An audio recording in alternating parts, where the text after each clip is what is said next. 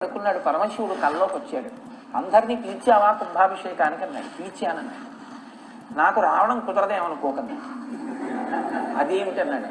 అంటే ఇదే సమయానికి తిరువిండ్లపూర్ణని ఇక్కడికి దగ్గరలోనే నీరాజ్యంలోనే ఒక ఊరుంది. అందులో పూసలార్దని ఒక బ్రాహ్మణుడు ఉన్నాడు. ఆయన కూడా గుడి కట్టాడు. ఆయన కుంభాభిషేక ముహూర్తం పెట్టాడు. చాలా భక్తితత్వరుడు. నేను అక్కడికి వెళ్ళాలి కుంభాభిషేకానికి, అందుకని ఇక్కడికి రావడం కుదరదు, ముహూర్తం మార్చుకోండి. ఆయనకి తెలివి వచ్చింది.